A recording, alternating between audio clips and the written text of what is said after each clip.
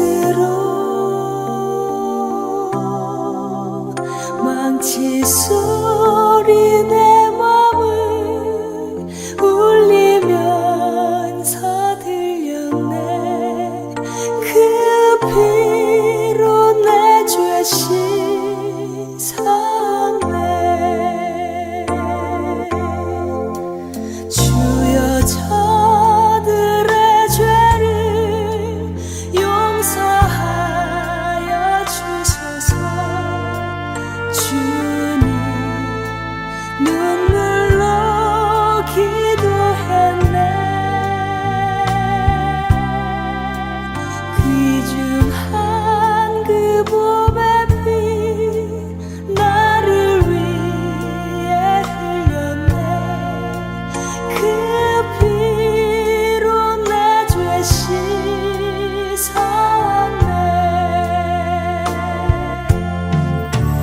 비웃는 저 무리들 주의 옷 벗긴 후에 주님 몸이 빛이 일렀네. 귀중한 그 몸의 피 나를 위해 흘렸네. 그 피로 내 죄 씻었네.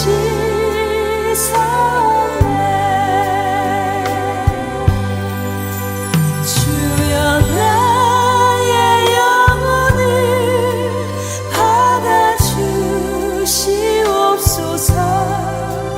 그때 구원을 이루셨네. 마지막 귀한 방울 나를 위해 흘렸네. 그 피로 내 죄 씻었네.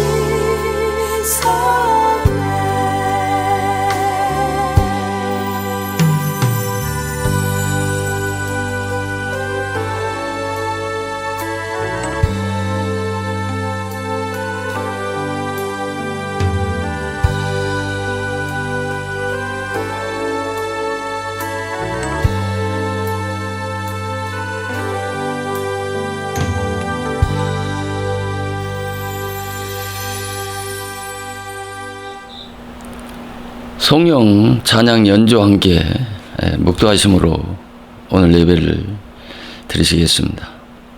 묵도하시겠습니다. 온 땅이여 여호와께 즐거이 부를지어다. 기쁨으로 여호와를 섬기며 노래하면서 그 앞에 나갈지어다. 여호와가 우리 하나님이신 줄 너희는 알지어다. 그는 우리를 지으신 자요 우리는 그의 것이네. 그의 백성이요 그의 기르시는 양이로다.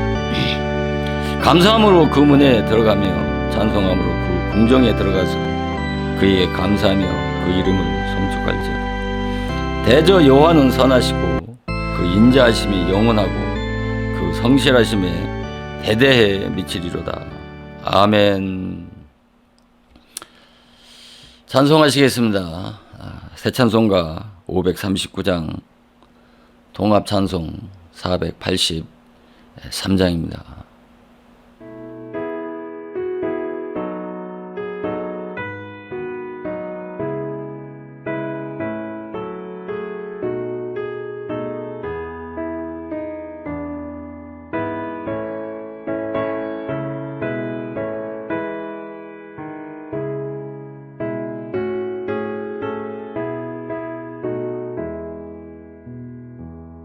너 예수께 조용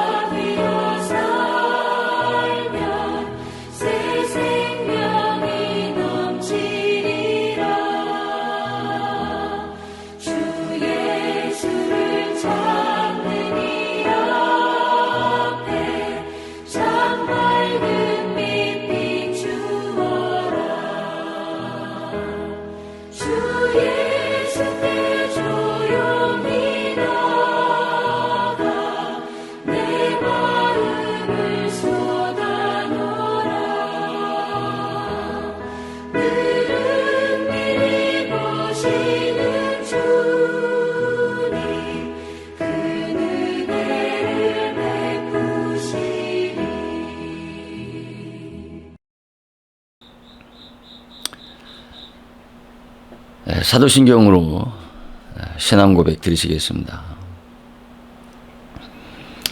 전능하사 천지를 만드신 하나님 아버지를 내가 믿사오며 그 예아들 우리 주 예수 그리스도를 믿사오니 이는 성령으로 잉태하사 동정녀 마리아에게 나시고 본디오 빌라도에게 고난을 받으사 십자가에 못 박혀 죽으시고 장사한 지 사흘 만에 죽은 자 가운데서 다시 살아나시며 하늘에 오르사 전능하신 하나님 우편에 앉아 계시다가 저희로서 산 자와 죽은 자를 심판하러 오시리라. 성령을 믿사오며 거룩한 공예와 성도가 서로 교통하는 것과 죄를 사하여 주시는 것과 몸이 다시 사는 것과 영원히 사는 것을 믿사옵나이다. 아멘. 찬양하시겠습니다. 새 찬송가 486장 통합 474장입니다. 통합 찬송 474장을 찬양 드리시겠습니다.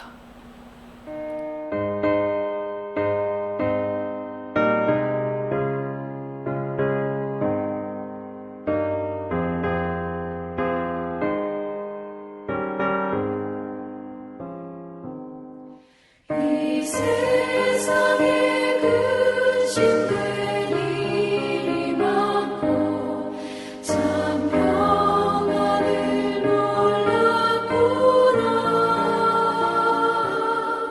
내 주 예수 나로라 부르시니 곧 평안히 쉬리로다. 주 예수의 구원의 은혜로다. 참 기쁘고 즐겁구나. 그 은혜를 영원히 누리겠네. 곧 평안히 쉬리로다. 이 세상에 공고한 일이 많고 참 쉬는 날 없었구나. 내 주 예수 날 사랑하시오니 곧 평안히 쉬리로다. 주 예수의 구원의 은혜로다. 참 기쁘고 즐겁구나. 그 은혜를 영원히 누리겠네. 곧 평안히 쉬리로다. 이 세상에 죄악된 일이 많고 참 죽을 일 쌓였구나. 내 주 예수 날 건져주시오니 곧 평안히 쉬리로다. 주 예수의 구원의 은혜로다. 참 기쁘고 즐겁구나. 그 은혜를 영원히 누리겠네. 곧 평안히 쉬리로다.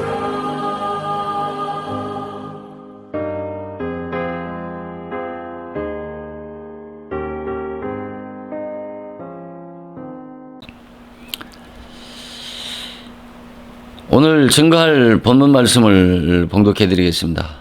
오늘 증거할 본문 말씀은 마태복음 21장 19절 말씀과 마가복음 11장 13절 두 구절의 말씀을 봉독해 드리겠습니다. 마태복음 21장 19절입니다. 길가에서 한 무화과나무를 보시고 그리로 가사 잎사귀밖에 아무것도 얻지 못하시고 나무에게 이르시되 이제부터 영원토록 내가 열매를 맺지 못하리라 하시니 무화과나무가 곧 마른지라. 마가복음 11장 13절 말씀입니다. 멀리서 잎사귀 있는 한 무화과나무를 보시고 곧 그 나무에 무엇이 있을까 하여 가셨더니 잎사귀 외에 아무것도 없더라. 이는 무화과의 때가 아님이라.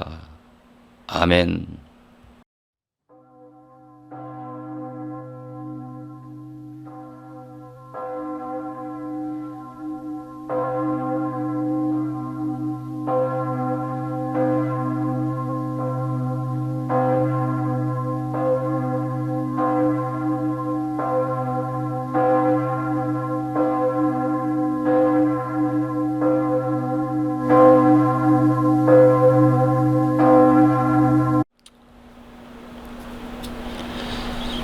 오늘 이 시간은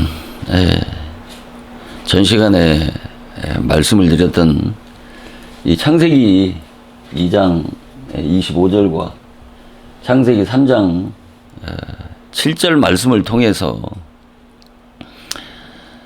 무화과 나무의 저주라고 하는 주제의 말씀을 가지고 오늘 또 전 시간의 말씀을 이어서 계속 증거하도록 하겠습니다. 여기 창세기 2장 25절 말씀과 창세기 3장 7절 말씀이 바르게 해석되지 않으면 이 마태복음 21장 19절과 마가복음 11장 이 13절 말씀이 해석되어질 수가 없을 만큼 이 창세기 2장 25절과 창세기 3장 이 7절 말씀이 해석이 돼야 성경에서 말씀하는 이 무화과 나무에 대한 비유의 모든 말씀들이 해석이 되어질 수가 있는 것입니다. 왜 그러냐면은 창세기 전체 말씀뿐만 아니라 특히 창세기 1장과 2, 3장 성경에 말씀하는 설계도이기 때문에 우리가 세상에서도 집을 지으려면 설계도를 보지 못하면 집을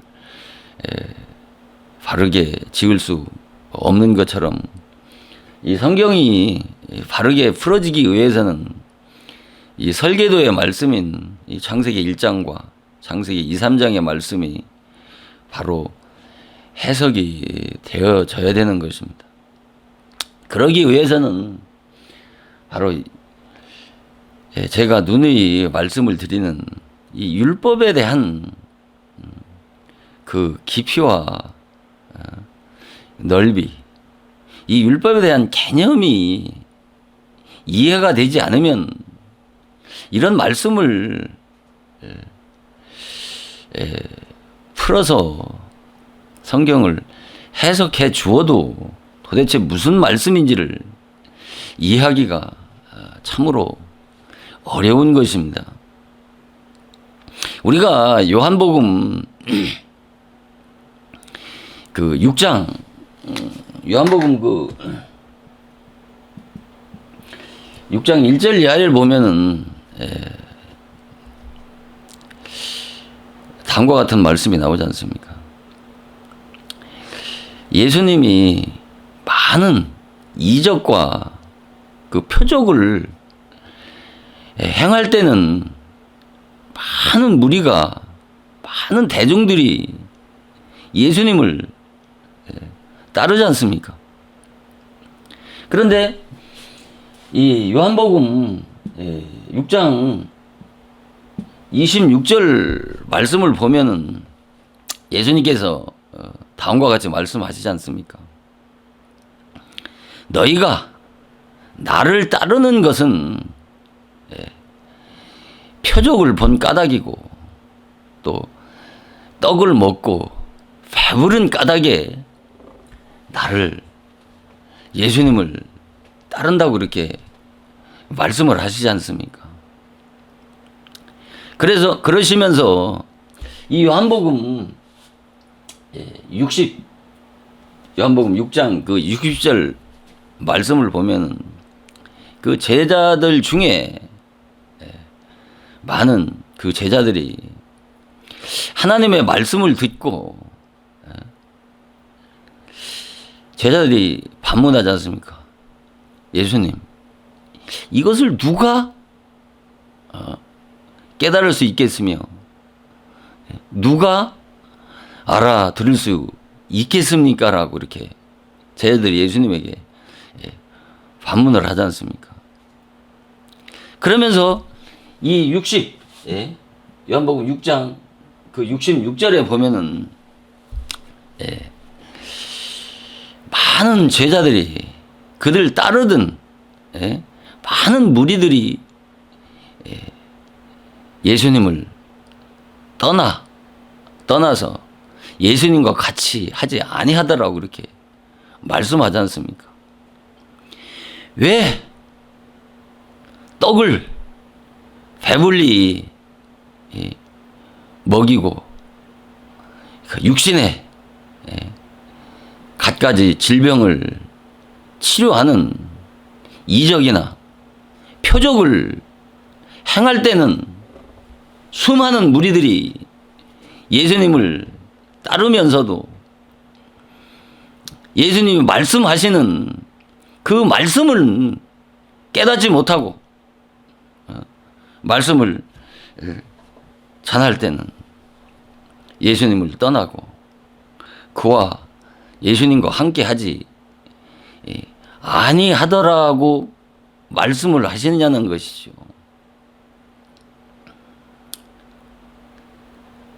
예레미야는 구약 말기에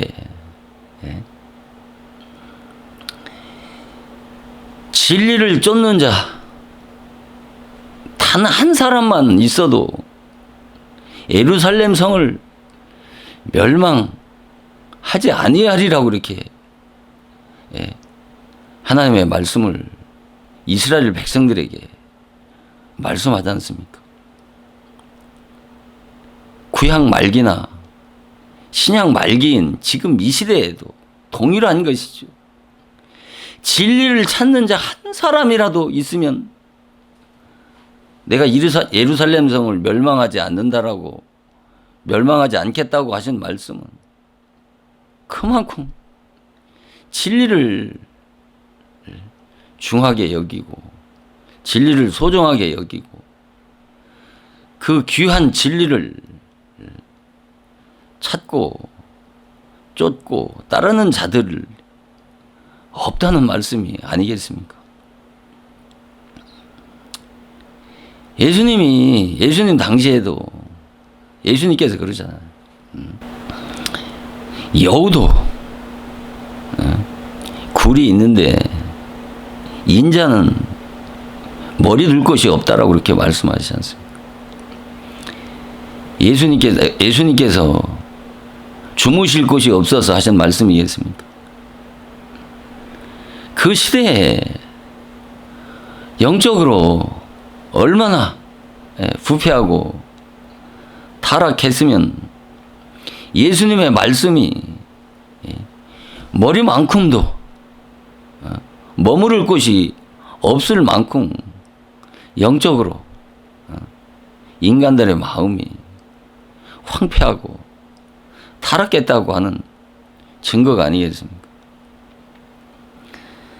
사도 바울이 항상 어디서 말씀을 전했습니까? 해당에서 말씀을 전하지 않습니까? 사도행전 19장에도 보면 이 해당에서 하나님의 말씀을 증거하니까 많은 다수가 이 사도 바울의 증거하는 말씀을 이해하지 못하고 깨닫지 못해서 사도 바울을 비난하고 대적하지 않습니까? 그럴 때 사도 바울이 말씀을 듣는 소수의 무리들을 이끌고 두란노에 가서 말씀을 전하지 않습니까? 거기서 2년 동안을 말씀을 전하니까 그때서 비로소 사도 바울의 말씀을 깨닫더라고 말씀하시지 않습니까? 이만큼 진리라고 하는 것은, 하나님의 말씀이라고 하는 것은 그렇게 쉽게 알아듣고 깨달을 수 있을 만큼 가벼운 것이 아니라고 하는 것을 이해를 해야 되는 것입니다. 이 본문 말씀도 이 본문 말씀도 정말 진리 중에 진리고 기독교의 난제 중에 난제가 되어지는 말씀이기 때문에 어떤 율법에 대한 그런 개념과 이해가 없으면 증거를 해도 이해하기가 참으로 어려운 말씀인 것입니다. 자, 우리가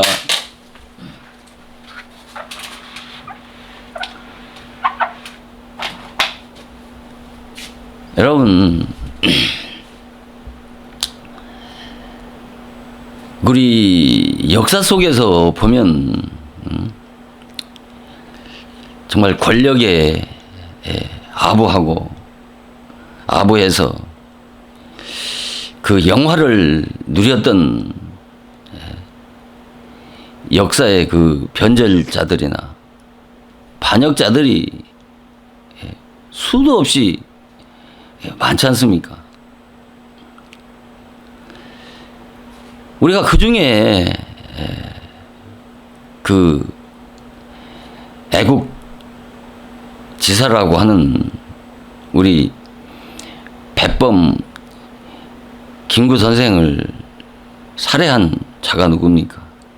안두희라고 하는 인물 아닙니까? 이런 안두희 같은 존재나 우리가 또 친일파 이완용이 있지 않습니까? 이완용 같은 존재도 있고 우리가 역사를 거슬러 내려가서 그 단종의 복위를 꾀하다가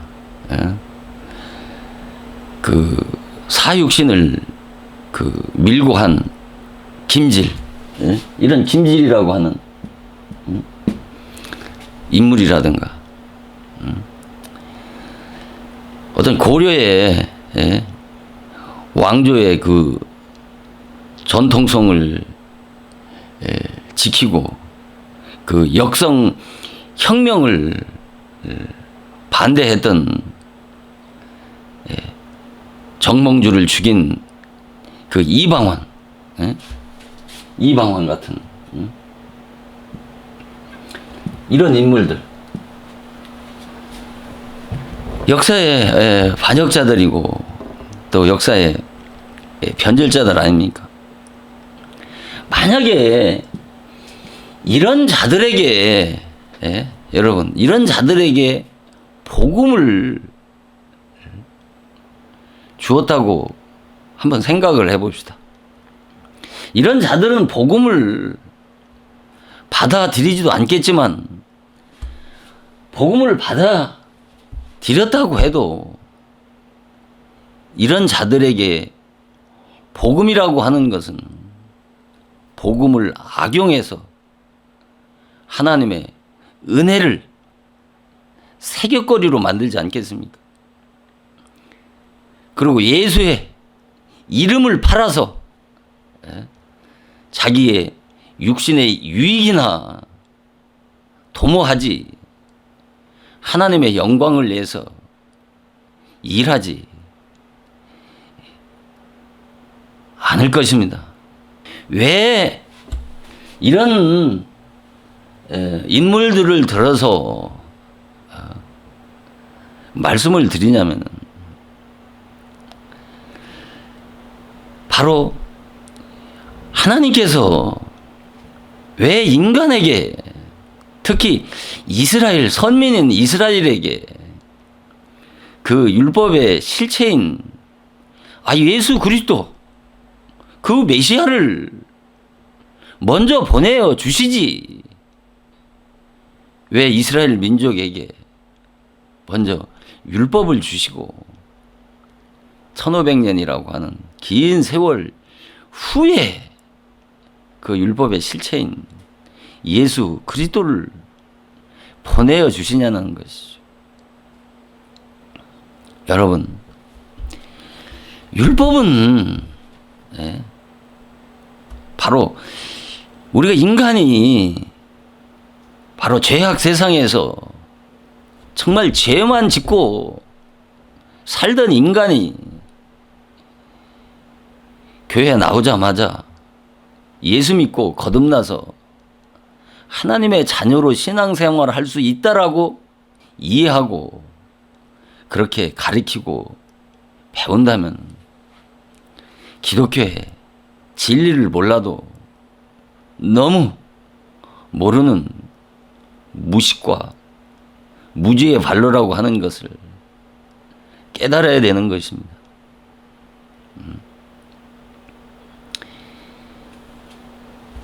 인간은 먼저 율법을 주신 것은 율법을 통해서 먼저 죄를 깨달아야 되는 것입니다.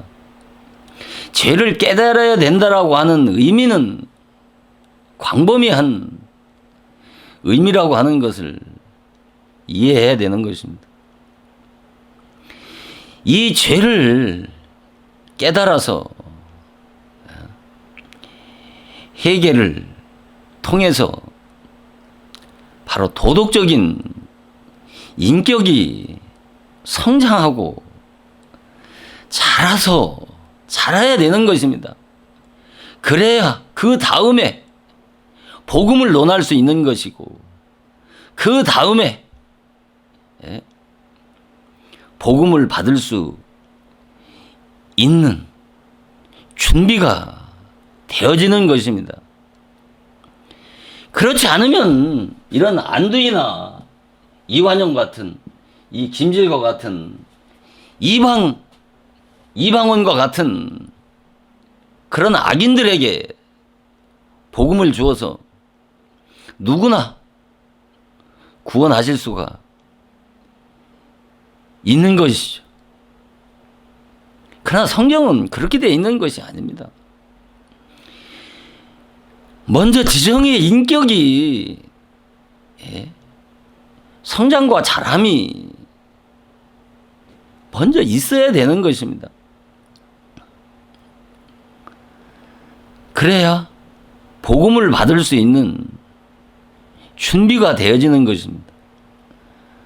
이것이 창세전부터 예정하신 하나님의 섭리고 하나님의 뜻이고 그것이 구원의 원리입니다.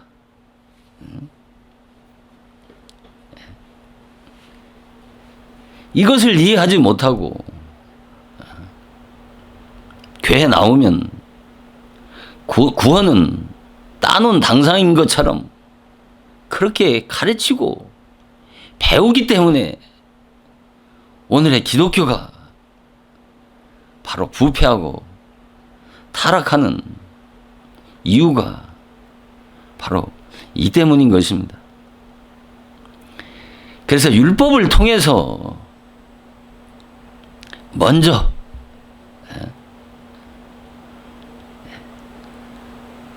율법을 먼저 주신 것은 인간이 회개할 줄도 모르고 회개할 줄도 모르는 그런 완악하고 강팍한 자들에게 바로 율법을 통해서 정죄해서 그 죽은 양심이 먼저 회복이 되어야 되는 것입니다. 그러니까 이것은 어떤 신학적으로 한마디로 정의해서 말씀을 드리기 때문에 조금 이해하기가 버거울 수도 없지 않아 있습니다만, 우리가 한번 생각해 보세요. 인간 세상이 얼마나 복잡합니까? 끊이지 않는 사건, 사고, 온갖 문제들이 가정에서부터 이 사회에서 이 대한민국 이 땅에서 끊임없이 일어나는 이유가 무엇입니까? 서로 죽이고 정죄하고 심판하고 싸우고 얼마나 복잡합니까? 여러분 법이 없어 보세요. 법이 없어 보시라니까요. 법이 없다고 생각을 해보세요. 무법천지가 될 거 아닙니까? 이런 인간에게 복음이라고 하는 것이 주어졌을 때 지키고 순종할 수 있겠습니까?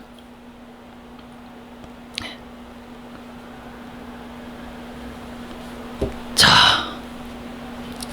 이런 말씀을 드리는 것은 이 율법이라고 하는 개념을 정리를 하라고 말씀을 드리는 것입니다. 여기 보면, 자, 보세요. 여기서 보면 창세기 2장 25절에서 보면은 이 아담 하와가 어떻게 했습니까? 네. 벗었으나 부끄러워 아니 하더라고 이렇게 말씀하지 않습니까? 벗었는데 부끄러운 줄 모르던 그들이 이 창세기 3장 7절에서 선악과라고 하는 것을 먹고 나서 눈이 밝아져서 어떻게 했어요? 벗은 줄을 알게 되어졌다는 것이죠. 이것을 신학자들은 창세기 2장 25절 말씀을 가지고 신학자들은 하나님이 인간을 지으실 때는 바로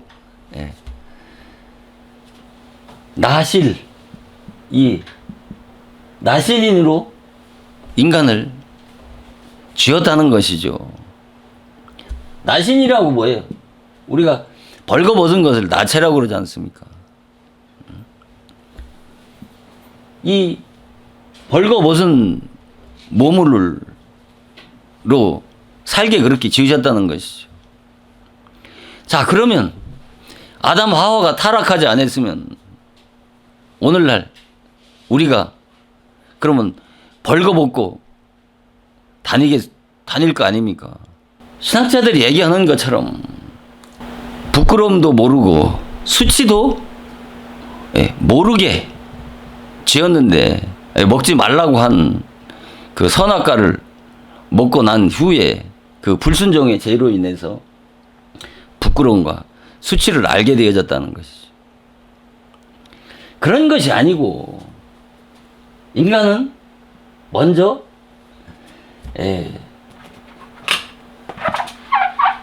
자, 우리가 선악과가 뭐라고 그랬습니까? 선악과가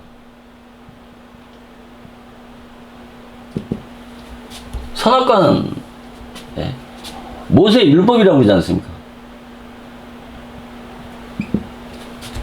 선악과는 모세 율법이란 말입니다. 그러니까 모세의 율법은 우리가 율법이라고 하는 것은 로마서 3장 20절에서 말씀하는 것처럼 죄를 깨닫게 하는 거라고 말씀하시잖아요.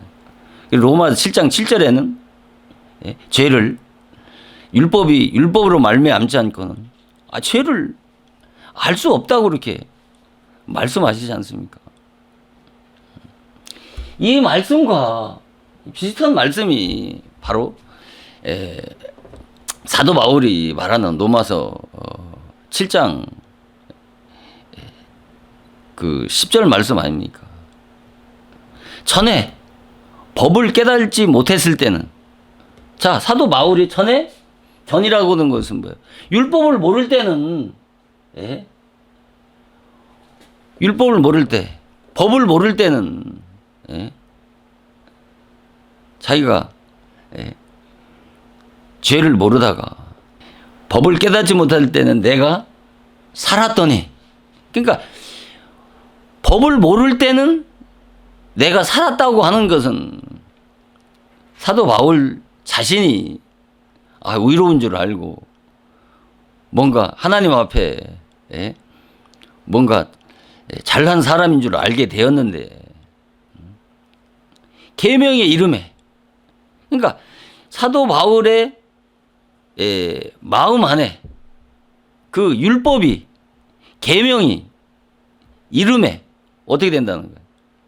죄는 살아나고 나는 죽었도다.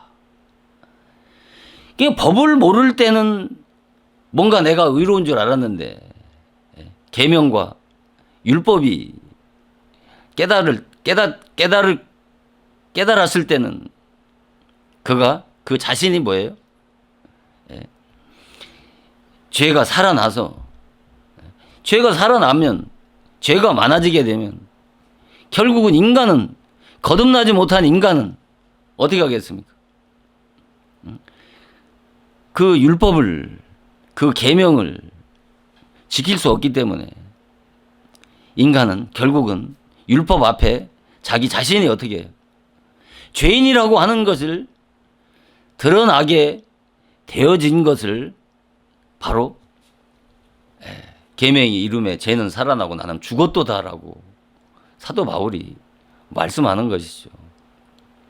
그래서 사도 바울은 로마서 7장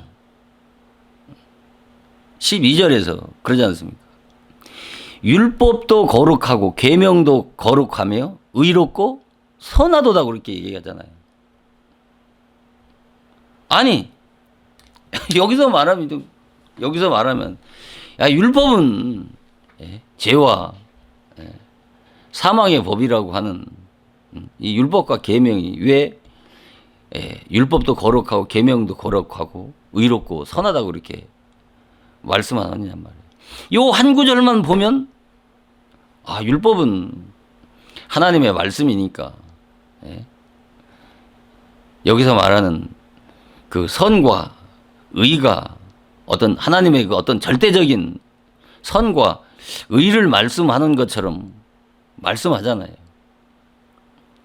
그러나 그 13절을 보면은 그 율법의 그 기능과 사명과 그 목적을 바르게 설명하고 있지 않습니까? 선한 것이 내게 사망이 되어졌냐는 것이죠. 선한 것이 내게 사망이 되어졌나라고 그렇게 말씀하지 않습니까? 그러니까 여기서 선한 것은 뭐예요? 바로 12절에서 율법도 거룩하고 의롭고, 율법도 거룩하고 계명도 거룩하고 의롭고 선하다는 말씀이죠. 그러면 선한 것이 사도 바울 자신에게 사망이 되어졌냐고 그렇게 말씀하시면서 그럴 수 없느니라 꼭 얘기하면서 죄가 죄로 드러나게 하기 위해서, 자, 죄가 죄로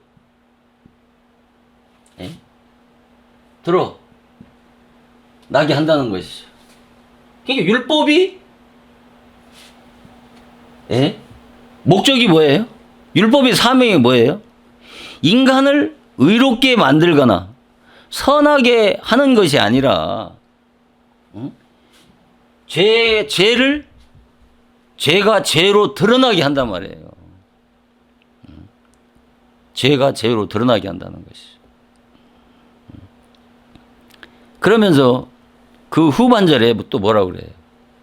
그 다음에 바로 선한 그것으로 말미암아 나를 사도 바울 자신을 선한 그것으로 이렇게 율법으로 말미암아 나를 죽게 만들었단 말이에요. 그래서 율법은 뭐예요? 죄와 사망의 법이라니까요. 그러니까 율법이 이 선이라고 하는 것은 절대적인 선을 얘기하는 것이 아니라 하나님의 절대적인 선이 아니라 바로 상대적인 선을 말하는 것입니다. 여기서 말하는 것은. 이 상대적인 선이 세상에도 선이 있잖아요.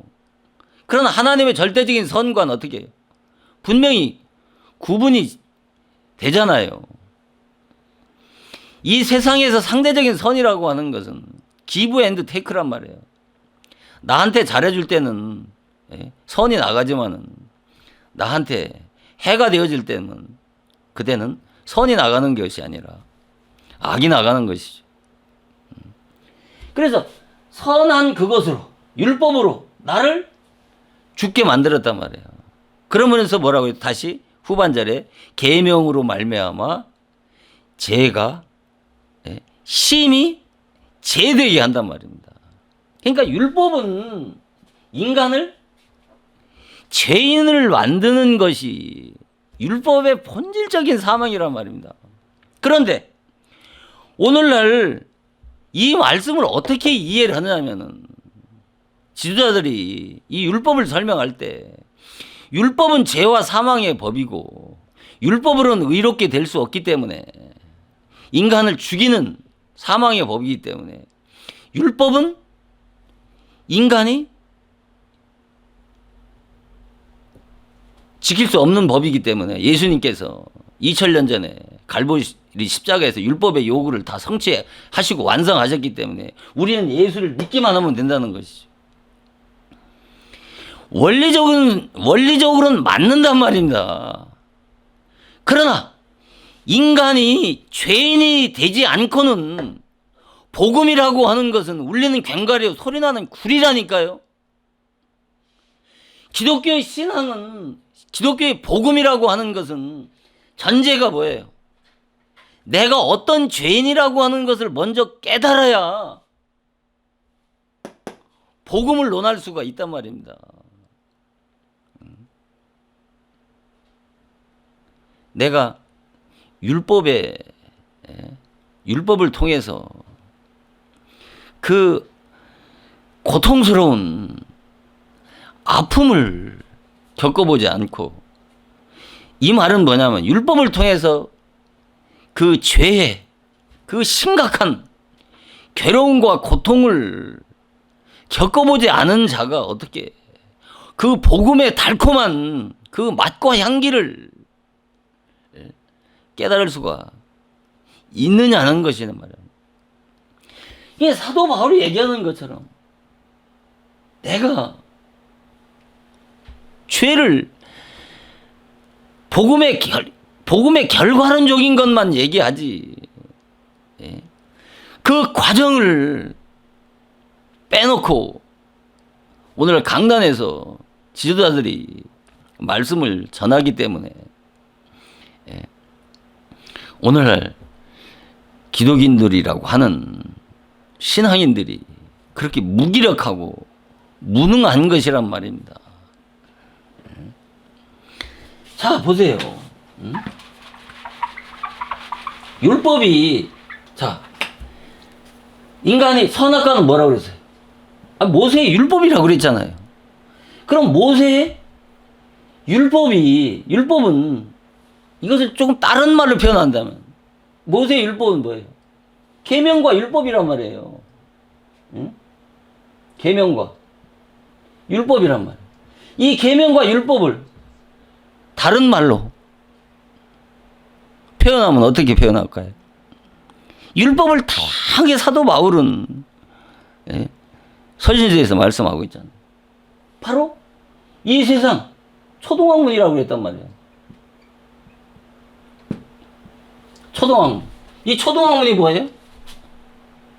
거듭나지 못한 어린 아이들이 먹는 양식이란 말이에요. 이것을 뭐라고 그래요? 또 다른 말로? 율법의 말씀이라고 하는 거예요. 율법의 말씀. 이 율법의 말씀과 진리의 말씀을 구분하지를 못하는 거란 말이에요. 오늘의 기독교인들이. 율법의 말씀과 이 복음의 말씀이라고 하는 것이 하나는 사망의 법이고 하나는 생명의 법이란 말입니다. 그래서 사도 바울이 진리의 말씀을 옳게 분별하라고 하는 거예요. 그래서 부끄럽지 않은 일꾼 되기를 위해서 힘쓰라고 그런 거 말입니다. 왜 진리의 말씀을 분별하기가 얼마나 어려우니까 사도 바울과 같은 위대한 주의 종이 입에서 진리의 말씀을 분별하라고 그렇게 말씀을 하겠냐 말이 하겠습니까? 이 율법의 말씀 어린 아이들이 먹는 뭐에 또 젖이란 말입니다. 젖. 어린 아이들이 먹는 어린 아이들이라고 하는 것은 거듭나지 못한 자들은 기독교 계 안에서 신앙의 연조나 의치와 상관없이 거듭나지 못하면 다 영적으로 어린 아이들이고 그런 자들을 육신에 속한 자라고 그렇게 말하는 것입니다. 그래서 이것을 또 다른 것으로 표현한다면 그걸 율법의 빛이에요. 율법의 빛은 뭐예요? 어두움이란 말입니다. 어두움. 하나님은 어두움과 빛을 창조했다고 하는 창세기 1장 3절에 있는 말씀은 자연계의 빛과 어둠을 창조했다라고 하는 말씀이 아니라 영적인 창조를 말씀하시는 거란 말입니다. 바로 율법은 어둠이고 빛은 복음이란 말입니다. 그러니까 이 율법의 빛이 거듭나지 못한 인간의 이 지체, 악한 본성에 율법의 빛이 비추면 어떻게 되겠어요? 선악을 아는 기준이 밝아지겠습니까? 어두워지겠습니까? 율법의 빛이 지체의 악한 본성, 거듭나지 못한 이 지체의 악한 본성에 율법의 말씀이, 율법의 빛이 비치게 되면 어떻게 해요? 선, 악을 아는 분별력이 강화가 되어지면서 죄를 보는, 죄에 대한 인식이 밝아지겠습니까? 밝아지지 않겠습니까? 죄에 대한 인식이 밝아질 거 아니에요. 그것을 바로 여기에서 창세기 3장 7절에 아담과 하와가 선악과를 먹기 전에는 버섯으나 부끄러움과 수치를 모르다가 선악과 곧 모세 율법 곧 율법의 빛이 선악과를 먹으니까 그러니까 선악과를 먹어야 되는 거예요. 왜 먹지 말라고 하는 것을 먹으라고 하느냐 말이에요. 여기에 비밀이 있다니까요. 아니 제가 선악과를 먹지 말라고 하는 것을 그걸 몰라서 왜 선악과를 먹어야 된다라고 말을 하겠느냐 말이에요. 이게 율법의 기묘막측한 신비한 비밀이라니까요. 그래서 성경에서 가장 이해하기 힘든 난제 중에 난제가 율법이란 말입니다. 그러니까 아니, 이 율법에 빛이니까 죄에 대한 인식이 밝아질 거란 말입니다. 죄에 대한 인식이 밝아진다는 것은 뭐예요? 죄에 대해서 민감해진단 말입니다. 조그만한 죄라도 민감해지면 어떻게? 죄가 잘 보이겠어요? 안 보이겠어요? 죄가 잘 보이게 되는 거죠. 그래서 로마서 5장 20절에 율법은 죄를 많게 한다고 한 말이 그 때문이란 말입니다. 이것이 이론적으로 알아서 되는 게 아니란 말입니다. 내가 실제로 내 안에서 이 창세기 2장 25절과 창세기 3장 7절 말씀이 실제로 내 안에서 체험이 돼야, 경험을 해야 이런 말씀들이 꿀송이 같이 달게 깨달아지는 것입니다. 그렇지 않으면 이 소리를 아무리 애쳐도 울리는 갱가리요, 소리나는 구리가 되어질 뿐이라니까요. 자, 여기까지 이해가 되셨습니까? 왜 벗었으나 이들이 아담 하와가 부끄러워하지 않았냐 말이에요. 그러니까 이것은 아담 하와만이 체험하고 경험해야 되는 게 아니고 역사 속에서 사는 믿는 그리스도인들 한 사람 한 사람 마음 안에서 이 창세기 2장 25절과 창세기 3장 7절 말씀들이 실제로 체험이 되고 경험이 되어야 된다는 말씀인 것입니다. 그래서 눈이 밝으니까 벗은 줄 안단 말이에요. 자, 여기서 보세요. 벗은 줄 아니까 어떻게 했어요? 무화과 나무 잎으로 치마를 해 입었단 말이에요. 자, 보세요. 내가 벗은 줄 알아서 벗었단 말이에요. 그러면 인간이 벗은 줄 내가 몸을 벗고 있어. 그러면 누가 우리 집을 방문했다고 합시다.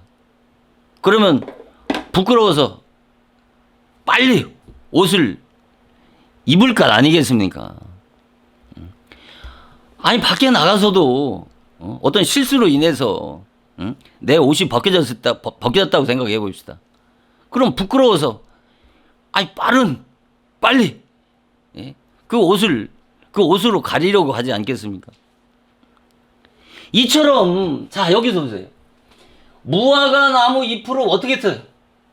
이들이 무화과 나무 잎으로 치마를 해서, 그러니까 무화과 나무 잎으로 치마를 해 입었다는 것은 부끄러운 부위를 어떻게 했다는 거예요? 가리웠다라고 하는 것 아니겠습니까? 인간이 벗은 줄 깨닫게 되면 어떻게 해요? 본능적으로 그것을 덮고 가리려고 하지 않겠습니까? 이것을 영적으로 이해를 하라니까요. 육적으로 이해를 하려고 하지 말고. 자, 무화과 나무 잎으로 치마를 해 입었단 말이에요. 이게 무슨 말이에요?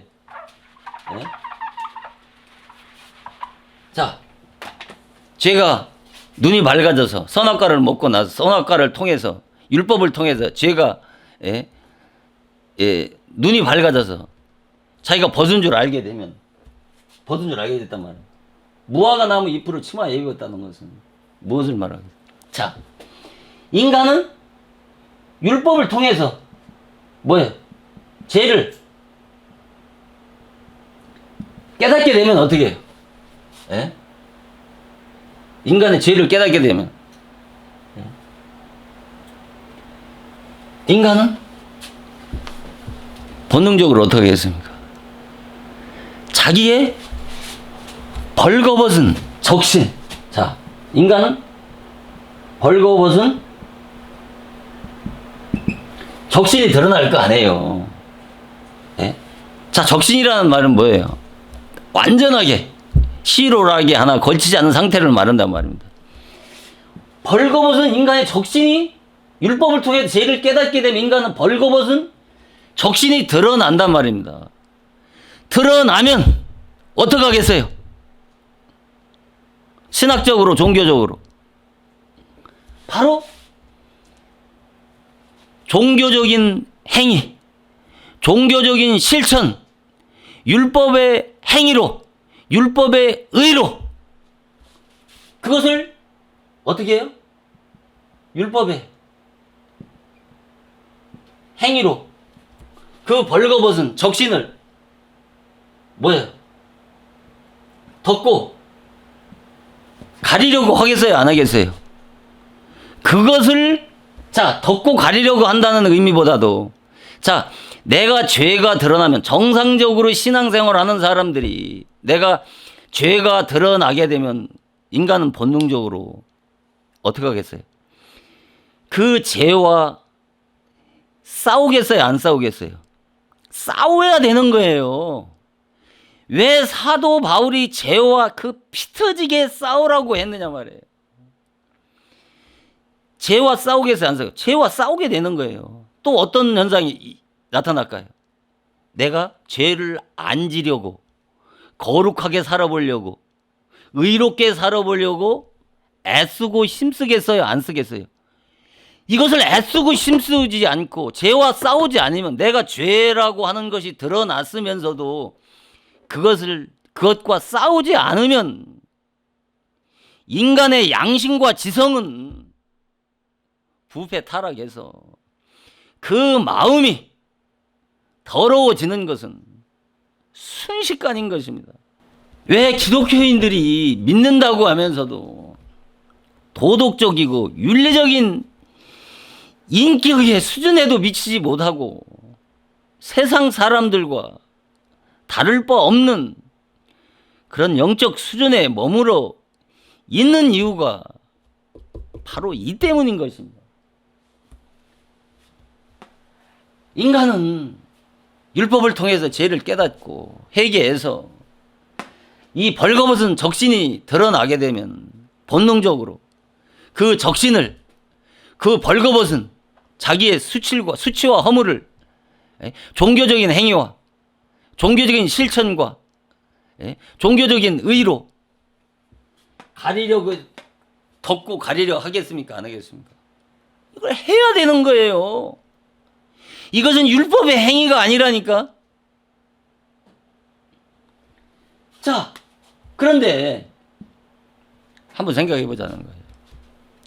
왜 무화과나무 잎으로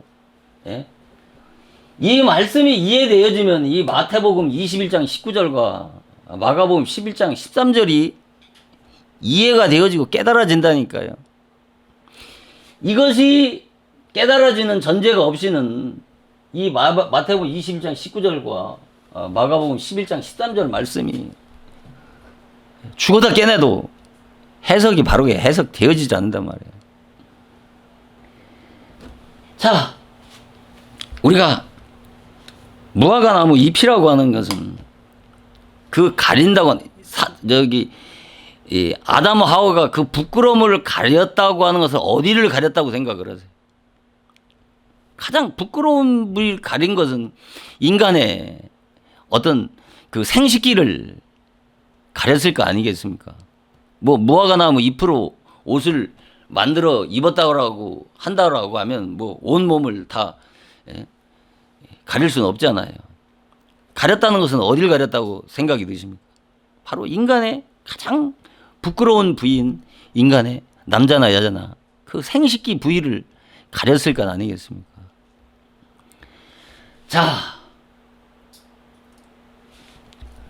이것은 무엇을 의미하겠습니까?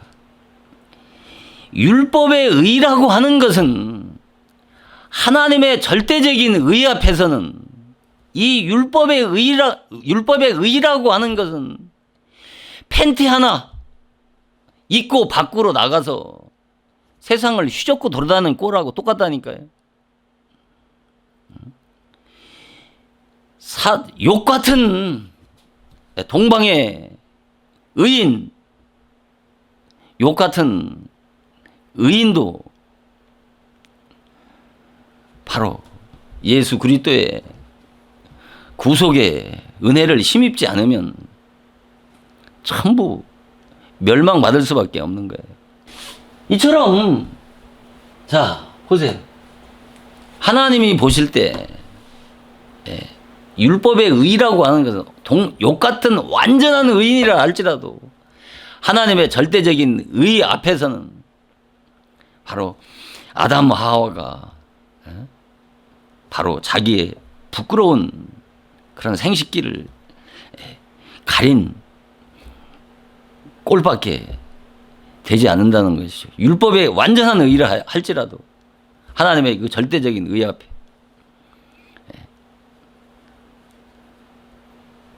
그래서 인간은 죄인이라고 하는 것입니다.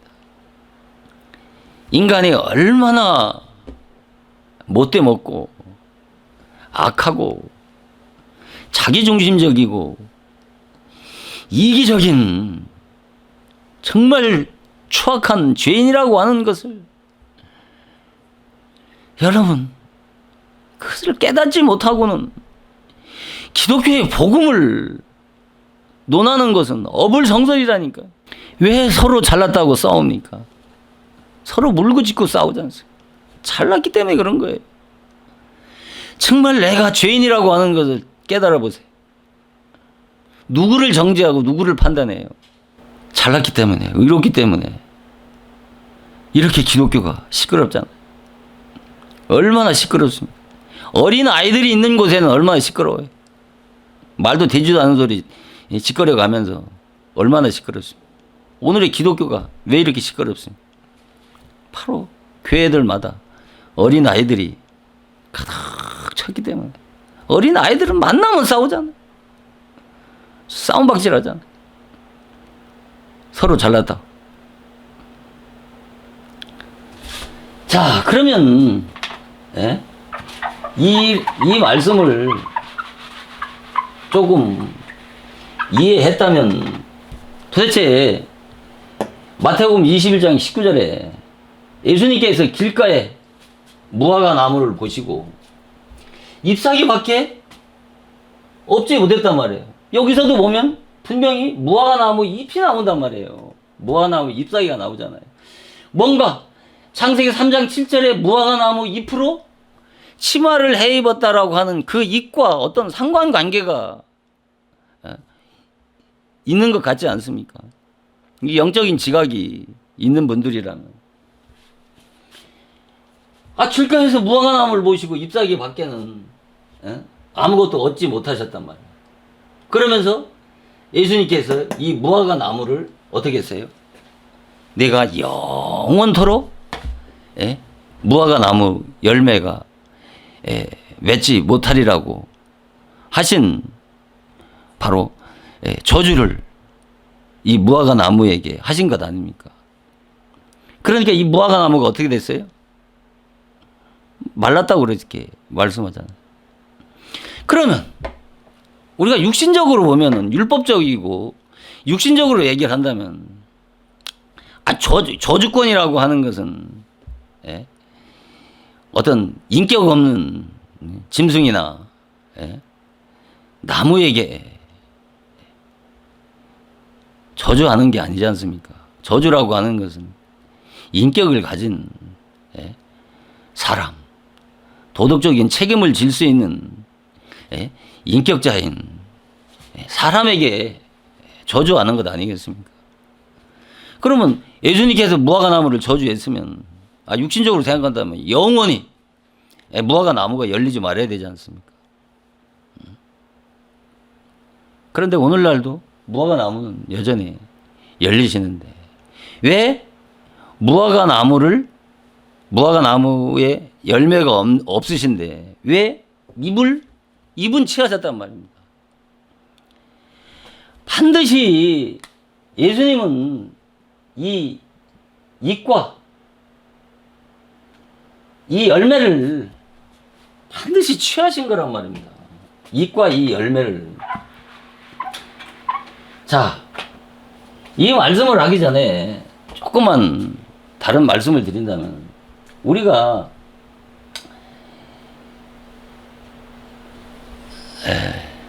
시간이 여의치 않아서 다음에 말씀을 드리기로 하고, 그러면 자 여기 보면 영원토록 열매를 맺지 못하신다고 말씀하셨는데, 똑같은 사건인데 똑같은 말씀인데 이 마가는 조금 다르게 말씀하시잖아요. 그냥 멀리서 예수님께서 잎사귀 있는 무화과 나무를 보시고 여기에서 잎사귀에는 아무것도 얻지를 못하셨어요. 여기까지는 맞아요. 그런데 예수님께서 뭐라고 말씀해요? 무화과의 때가 아니라고 말씀하시는 거예요. 여기에서 이제 혼돈이 되는 것이죠. 아니, 무화과 나무가 열릴 때가 아닌데, 때가 아닌데 그 무화과 나무를 저주했단 말입니다. 여기에서 신학자들이나 설교자들이 도대체 이성적으로는 앞뒤가 맞지 않는 이 말씀을 가지고 구구한 그런 학설들을 쏟아내는 것이죠. 자, 분명히 열매가 없으신데 이것은 뭐예요? 아니, 봄에 씨를 뿌려놓고 바로 열매를 얻고자 하는 그런 미련한 농부와 똑같은 거 아니겠습니까? 그러면 왜 이 무화과 나무, 열매 없는 무화과 나무 때가 아닌데 이 무화과 나무를 저주했느냐는 것이죠. 자, 여기에서 무화과 나무의 어떤 성질과 특성을 조금 살펴보자는 것이죠. 이 무화과 나무는 뭐예요? 이 무화과 나무는 이스라엘에 국하지 않습니까? 이 무화과 나무는.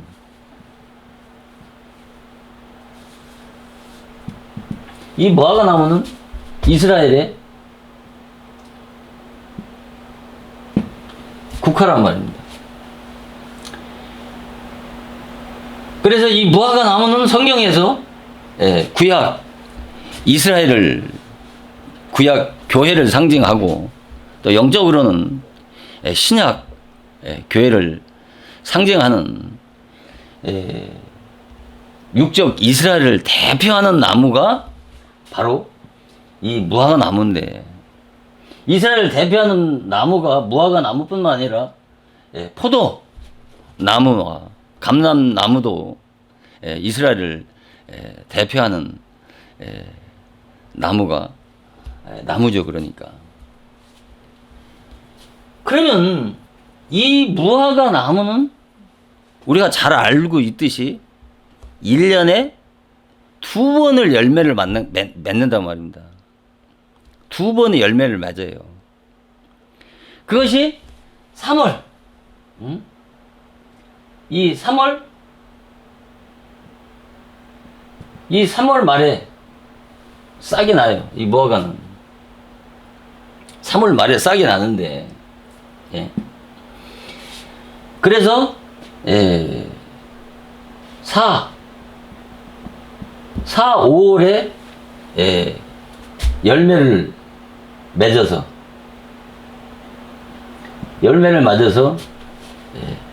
6, 7월에 1차 열매를 거둔답니다. 그리고 이 8월, 10월에 바로 완전한 열매를 거두는데, 우리가 알고 있는 것처럼 이 첫 번째 맺는 이 6, 7월에 거두는 이 열매를 뭐라고 하느냐면은 빠게라고 한다. 빠게. 이 첫 번째 열매죠, 그러니까. 첫 열매. 6, 7월에 열리는 빠게라고 하고, 파가라고도 한답니다. 파가라고도 하는데, 이 열매는 아주 독성이 있답니다. 이 독성이 있는데도 불구하고 이스라엘 이 가난한 사람들에게는 이 열매를 따먹게도 한다고 그러죠. 그래서 이 무화과를 가난한 자의 열매라고도 명명한다고 합니다. 그런데 이 두 번째 열매, 이 두 번째 열매, 이 두 번째 열매는 뜨아니라고 그래.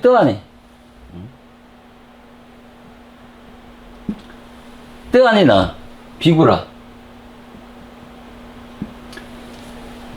자, 뜨아니와 비구라라고 한답니다. 그러니까 첫 번째 열매는 파게라고도 하고 두 번째 열매는 뜨아니인데, 여기에 중요한 포인트가 있는 것입니다.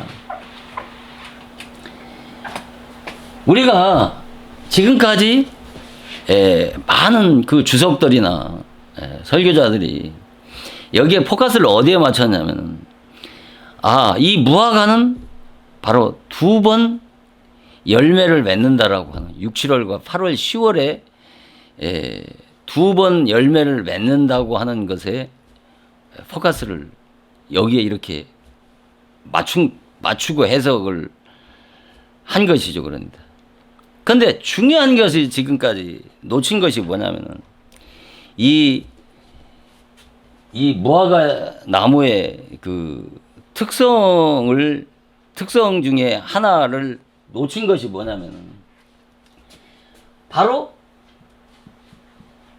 이 잎이 맺을 때, 이 무화과는 잎이 맺을 때 어떻게 해요? 바로 열매를 맺는 거예요. 그러니까 동시에 맞는 거예요. 잎이 맺을 때 반드시 이 무화과는 열매를 동시에 맺는 것이죠. 그러니까. 그런데 중요한 것은 바로 이 잎이 있는데 이 열매가 없어. 열매가 없으면 이 무화과는 어떻게 해요? 영원히 다시는 열매를 맺지 못한다는 거예요. 네. 자, 이 무화과 잎이 맺을 때 어떻게 해요? 열매를 맺는데, 이 잎이 있는데, 잎이 맺혔는데, 잎사귀가 있는데, 이 열매를 맺지 못하는 나무는 바로 다시는 열매를 맺지 못한다는 거죠. 그래서 저도 이 사실을 확신하기 위해서 그 인터넷을 찾아봤는데, 실제로 잎은 있는데 무화과 나무가 열매가 없는 거예요. 그런 나무가 있더라고요. 예. 그런데 그러면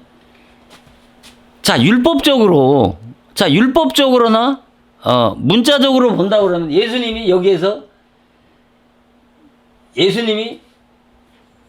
이 잎만 무성하고 열매 없는 무화과를 저주하신 것을 성립이 되잖아요. 틀린 게 아니잖아요. 분명히 맞잖아요. 그러면 예수님께서 여기에서 말씀하시려고 하는 진리가 여기까지겠느냐는 것이. 그렇지 않단 말입니다. 여기에 아주 심오한 진리가 있는 것입니다. 우리가 왜 무화과 때가 아닌데도 이 저주한 것에 대해서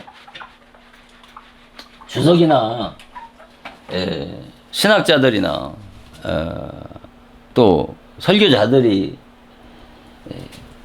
이 본문 말씀을 해석하는 것이 뭐냐면 바로 육적 이스라엘이 이 육적 이스라엘이 어떤 율법의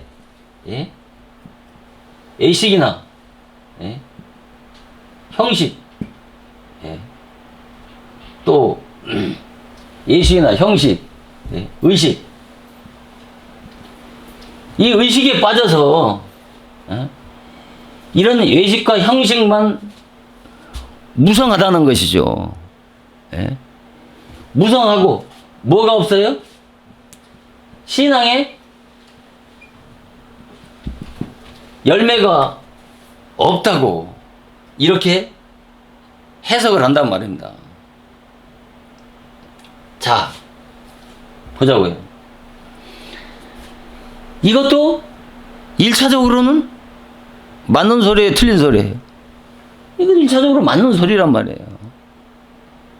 그리고 예수님이 무화과 나무를 저주한 것은 이스라엘 백성들이 바로 육적 이스라엘이 AD 70년에 디도 장군에 의해서 이스라엘이 완전히 멸망한 그 멸망을 예언한 것이라고 또 해석을 하고, 또 하나는 바로 예수님께서 복음을 이스라엘 백성들에게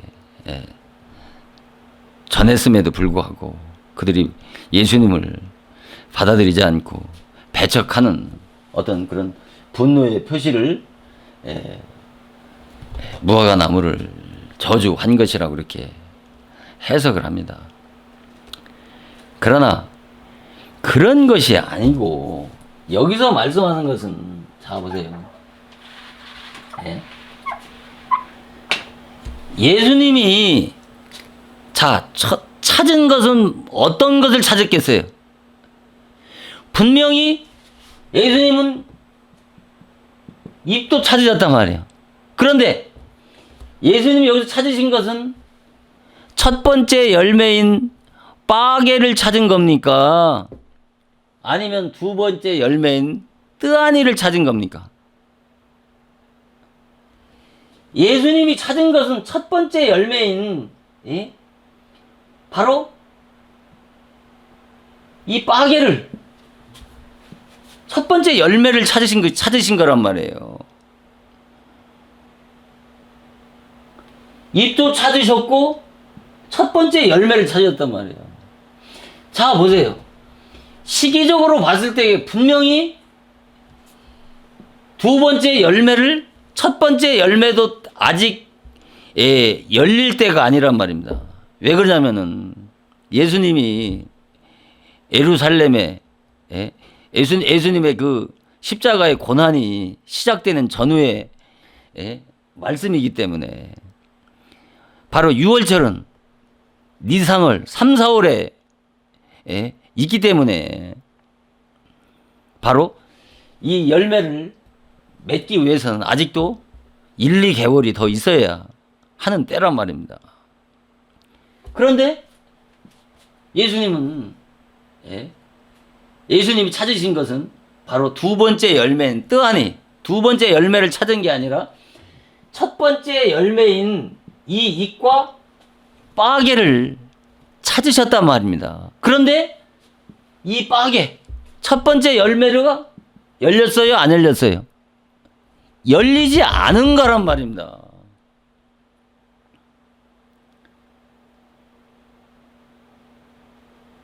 자, 뭔가 감이 오지 않습니까?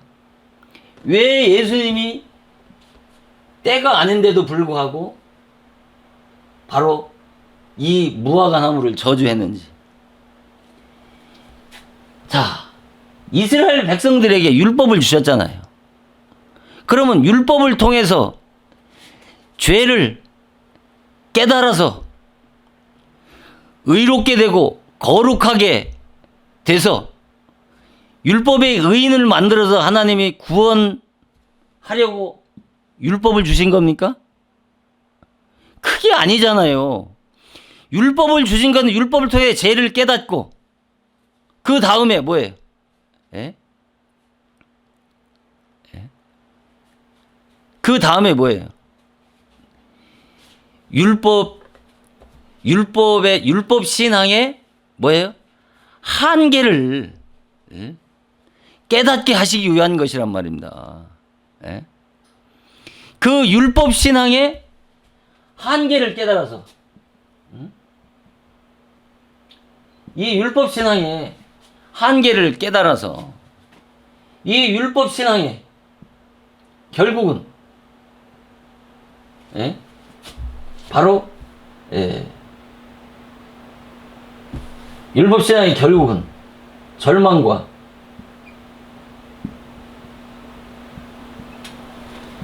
죽음이라고 하는 것을 깨닫게 해서 뭐예요? 바로 그리스도를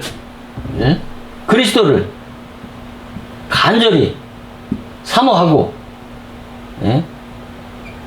소망하고 그리스도를 찾게 하기 위해서 뭐를 줬어요? 율법을 주신 거란 말입니다. 그래서 바로 이 예수님이 이스라엘 백성들을 육적 이스라엘을 상징하는 이 무화과 나무를 저주한 것은 바로 이들이 율법 신앙으로 율법의 의와 율법의 행위로 만족을 하고 그 율법으로 하나님을 기쁘게 해 드리려고 한 그들의 신앙을 뭐예요?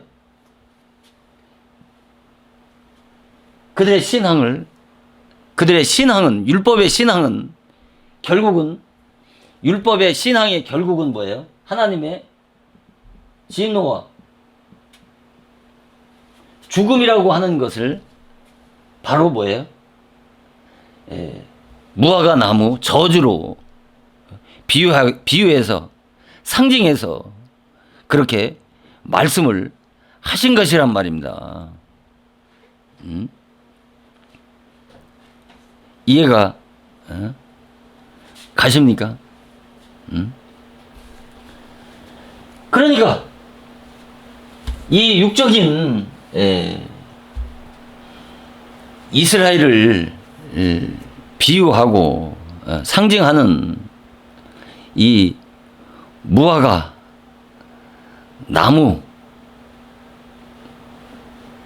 나무에서 그 첫 열매를 예수님께서 찾으셨는데 그 첫 열매가 있어요, 없어요? 첫 열매가 없단 말이에요. 첫 열매가 없다는 것은 뭐예요? 그들은 율법의 외식과 형식과 의식으로 만족을 하고 있는 육적 이스라엘이기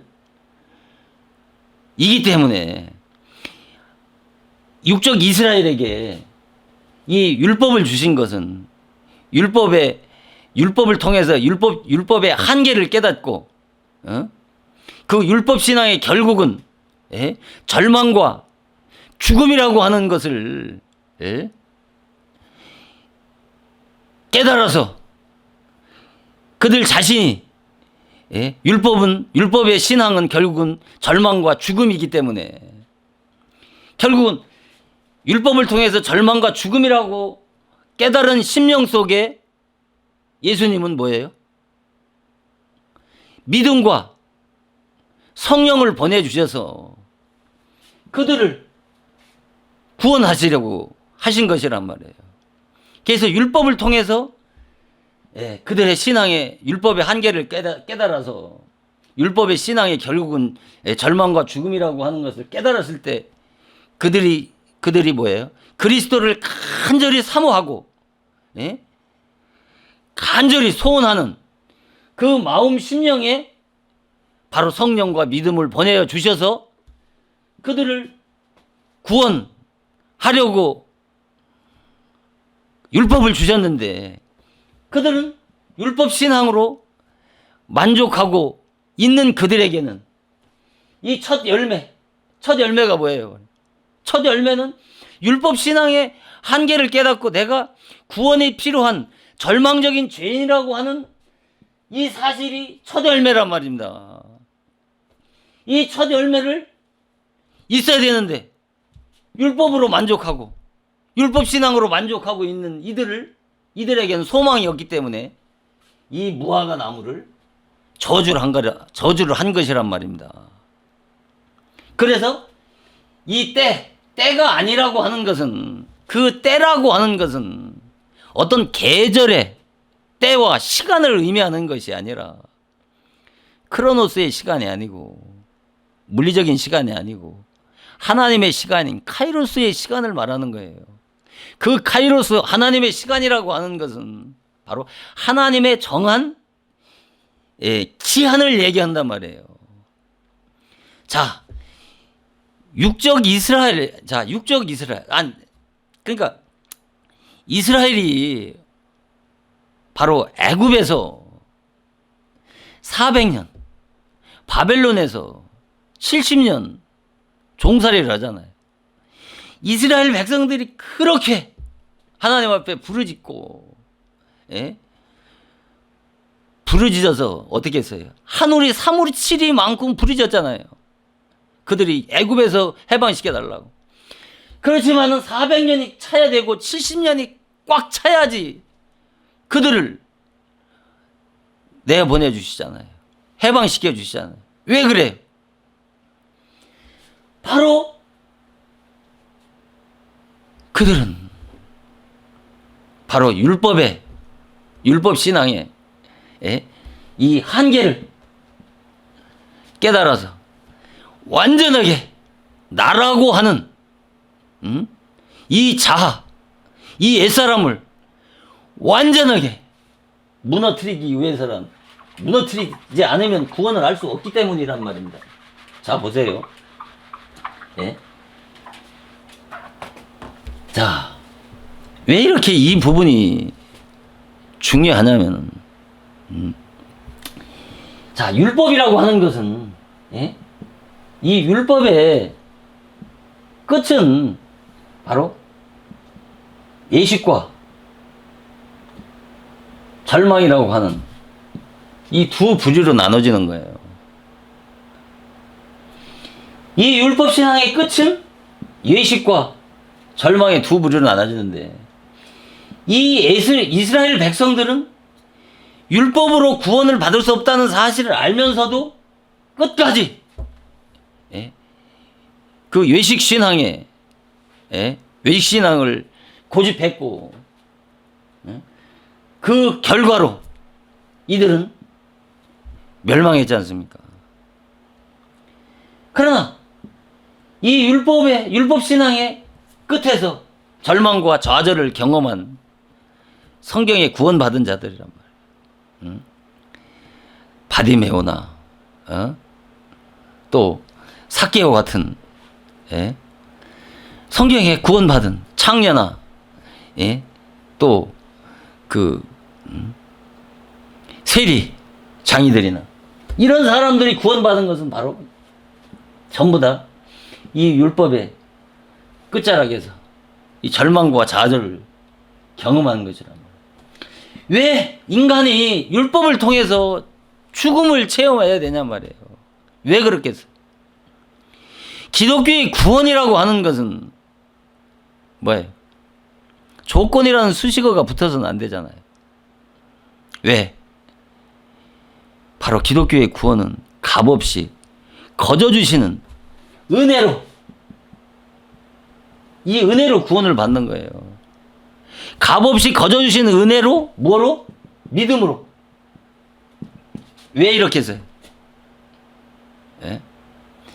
인간은, 자, 에베소 2장 8, 9절에 뭐라고 말씀하시죠? 너희가 하나님의 은혜를 믿음으로 구원을 받았다고 그러잖아요. 하나님의 은혜를 믿음으로 구원을 받은 것은 너희에게서 난 것이 아니고 하나님의 선물이라고 하시면서 너희 행위로 말미암은 것이 아니라 뭐라고요? 예? 누구든지 자랑치 못하게 하려 함이라고 그랬어요. 우리가 인간이 왜 율법이라고 하는 거야? 인간이 죽음이라고 하는 율법 신앙의 끝자락까지 가지 않고 아까 얘기했던 그런 그 김질이나 이방원이나 이완용이나 이런 사람들에게 복음이 주어졌을 때 하나님의 은혜가 드러나겠어요? 안 드러나겠어요? 내가 있는 한, 내가 살아있는 한, 살아있는 인간에게 하나님의 은혜라고 하는 것은 어떻게? 결국은 내 자랑이 되어버리는 거예요. 내 의가 드러나기 때문에 하나님의 은혜는 뭐예요? 드러날 수가 없는 것이죠. 그래서 기독교의 구원은 인간의 공로나 공적이 전무한 오직 은혜로만이 구원을 받는다고 하는 이유가 바로 이 때문인 것입니다. 그래서 왜 예수님께서 무화과 나무를 저주하셨냔 말이에요. 그 저주하신 그 이유가 바로 예수님은 그 잎이 필요 없는 게 아니잖아요. 우리가 씨를 심으면 그 다음에 싹이 나고 잎이 나서 꽃이 펴야 열매를 맺는 것처럼 바로 잎이라고 하는 것은 뭐예요? 바로 율법을 통해서 죄를 깨닫고 죄를 깨달아서 회개해서 죽음을 깨닫고 죄를 깨달아야 열매를 얻을 수 있단 말입니다. 자연의 이치와 똑같은 거라니까요. 영생의 열매를 얻을 수 있단 말입니다. 그런데 이스라엘 백성들은 뭐예요? 잎사귀만 무성했단 말입니다. 잎사귀만 무성했기 때문에 그들은 영생의 열매를 얻을 수 없단 말이에요. 그러니까 율법신앙의 그 한계, 그러니까 그 열매는 인간의 절망과 좌절을 체험해야, 죽음을 깨달아야 그를 복음으로 다시 구원할 수 있는 것이란 말입니다. 그래서 기독교의 구원은 반드시 죽어야 다시 산다라고 그래서 말씀하시는 거란 말이에요. 죽어야 다시 산단 말입니다. 그래서 율법을 통해서 죽음을 깨달아야 바로 복음으로 다시 나는 체험을 할 수 있기 때문인 것입니다. 이것이 성경의 기독교 구원의 구원 역사의 핵심이 되는 키워드가 되는 바로 진리란 말입니다. 그래서 다음 시간에 바로 누가복음 21장 29절 30절에 나오는 말씀과 또 마태복음 24장 32절에 나오는 그 무화과 나무 비유를 배우라는 말씀이나 또 에레미야 24장 1절 이하에 나오는 무화과 나무 열매가 담긴 두 광주리를 말씀을 다시 재차 듣게 되면 이런 말씀들이 명확하게 분배되고 깨달아지면서 성경에 말씀하는 내적이고 영적인 진리들을 더 깊이 있게 이해하고 깨달을 수 있다고 하는 것을 이 방송을 듣는 분들이 분별하고 깨닫고 또 하나님의 진리의 음성을 듣고 감사함으로 하나님께 영광을 돌리는 여러분들이 다 되어지기를 주님의 이름으로 축원을 드리면서 오늘 말씀을 모두 마치도록 하겠습니다. 감사합니다. 잠깐 기도하시고 축도로 예배를 마치도록 하겠습니다.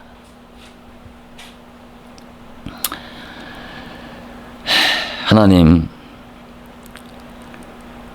우리들의 싸움은 혈과 육의 싸움이 아니라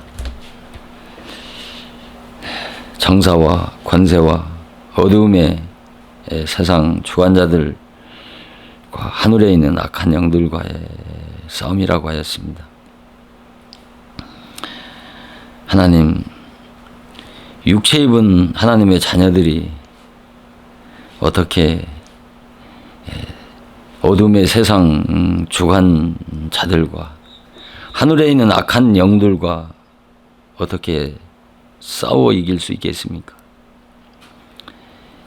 이는 예수 그리스도의 대속해 주신 은혜로 참으로 거듭난 자들은 모든 죄악을 이긴 강한 자요 신령한 그리스도인이 되어 말씀의 철장으로 뱀의 머리를 깨트리고 정복해요. 율법의 사슬에 매여 종노릇하며 그 죽어가는 영혼들을 구원하는 그 놀라운 하나님의 역사 앞에 하나님께서 이 시대에 하나님이 요구하시는 하나님의 신실한 진리에 순종하는 역사의 주인공들이 되어서 하나님 앞에 귀하게 쓰임받는 임마누엘 복된 하나님의 자녀들이 다 되어줄 수 있도록 예수 그리스도의 거룩하신 이름으로 간절히 기도드리옵나이다. 아멘. 축도하시겠습니다.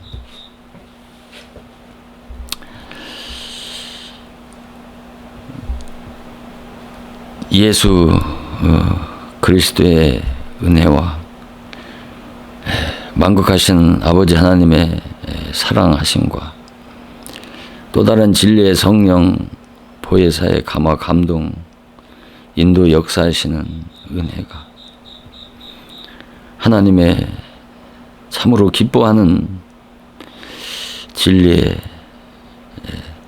순종해서 하나님이 원하시고 기뻐하시는 역사의 주인공으로 쓰임받기를 소원하는 사랑하는 자녀들 머리 위에와 또 그 가정의 자녀들 위에 하나님께서 영원토록 함께하여 주시옵기를 간절히 축원을 드리옵나이다. 아멘.